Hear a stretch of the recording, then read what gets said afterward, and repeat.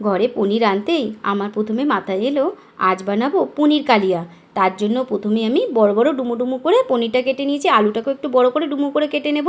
এখন পরিমাণ মতো রিফাইন তেল গরম করে তাতে আলুগুলি দিয়ে একটু নুন হলুদ চিটিয়ে হালকা লাল লাল করে ভেজে তুলে নেব।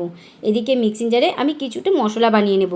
পেঁয়াজ, আদা, রসুন, কাঁচা লঙ্কা, টমেটো কুচি দিয়ে একটা মিহি পেস্ট বানিয়ে নেব। এইবার বাদবাকি তেলে আমি দিয়ে দেবো ফোড়নে সাদা জিরে, গোটা গরম মশলা, তেজপাতা। ফোড়ন থেকে সুগন্ধ বেরোলে বাটা মশলাটা দিয়ে বেশ করে কষিয়ে নেব। এখন মশলা থেকে তেল ছেড়েলে পরিমাণ মতো নুন, হলুদ, কাশ্মীরি লঙ্কার গুঁড়ো দিয়ে আরও একটু কষিয়ে নেব বেশ কিছুক্ষণ। কষানোর পরে এখন দিয়ে দেবো ভেজে রাখা আলু, দিয়ে সামান্য একটু জল দিয়ে আরও বেশ কিছুক্ষণ ধরে কষিয়ে নিয়েছি। এখন পরিমাণ মতো জল দিয়ে গড়গড় করে ফুটতে দেবো আমি ঝোলটাকে। এদিকে একটা তাওয়াতে বসিয়ে তাতে গরম করে বেশ কিছুটা ঘি দিয়ে দেবো। দিয়ে পনিরগুলো দিয়ে একটু ভাজা গরম মশলা দিয়ে আরও একটু বেশ করে নাড়াচাড়া করে নিয়ে নামিয়ে নেব। এবারে টকবক করে ঝোলটা যখন ফুটবে পনিরটা দিয়ে আরও বেশ কিছুক্ষণ চাপা দিয়ে ফুটিয়ে নেব। এতে সমস্ত কিছু সেদ্ধ হয়ে গেছে। দিয়ে দেবো কাঁচা লঙ্কা, ধনেপাতা দিয়ে 10 মিনিট চাপা দিয়ে রেখে আমি নামিয়ে নেব। এখন গরম ভাতে আমি পনিরের ঝোলটা নিয়ে মুখে দিতে স্বাদে ফাটাফাটি।